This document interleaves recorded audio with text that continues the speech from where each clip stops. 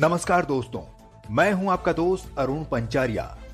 प्रस्तुत है बारूद की दास्तान। यह आलेख हमें प्राप्त हुआ है ब्रेल समाचार पत्र से और इसके लेखक हैं डॉक्टर N.K. बोहरा। 9वीं सदी के मध्य की बात है। टांग फांग के शासनकाल में चीन के सैनिक एक पहाड़ के गर्भ से पीले रंग की मिट्टी एक टोकरी में भरकर शाही बगीचे में लेकर आए।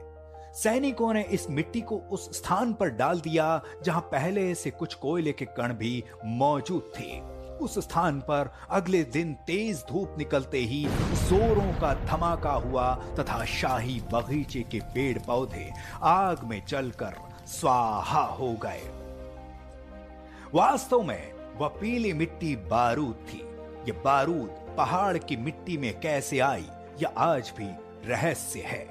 लेकिन यूरोप के इतिहासकारों के मुताबिक बारूद की खोज वास्तव में यूरोप में रोजर नामक रसायन विज्ञानी ने की थी।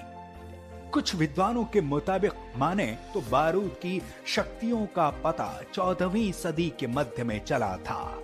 आरंभ में बारूद का उपयोग मात्र जानवरों को डराने धमकाने के लिए ही किया जाता था, लेकिन अंग्रेजों ने बारूद के सामरिक महत्व को समझा और क्रेसी के युद्ध में बारूद का इस्तेमाल कर दुश्मनों के छक्के छुड़वा दिए।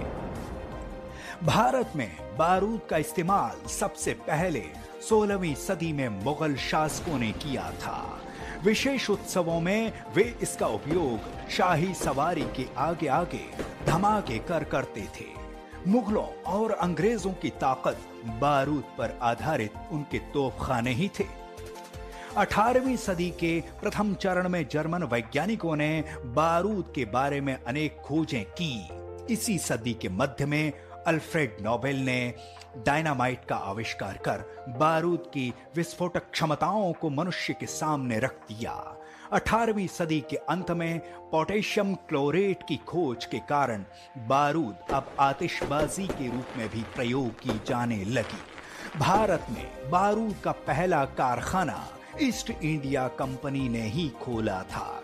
आज दक्षिण के शिवकाशी में बारूद का मशहूर कारखाना है, जहां से देश भर में आतिशबाजियां बनाकर भेजी जाती हैं। आधुनिक युग में बारूद के उपयोग से बम विस्फोटक आदि बनाकर इसका उपयोग विनाशात्मक कार्यों में किया जा रहा है। बारूद का धुआं भी स्वास्थ्य के लिए चुनौती बनता जा रहा है। यह मनुष्य की बुनियादी वृत्ति रही है कि वह अपने द्वारा किए गए आविष्कारों का उपयोग मनुष्य की भलाई में करने के बजाय विनाश के लिए ही करने लगता है। तो दोस्तों, उम्मीद करता हूं आपको यह हमारा प्रयास अवश्य पसंद आया होगा। अपनी प्रतिक्रियाओं से अवगत अवश्य करवाइएगा। अब मुझे यानी अपने दोस्त अरुण पंचारिया को दीजिएगा इजाजत। फिर मिलेंगे, तब तक के लिए नमस्कार।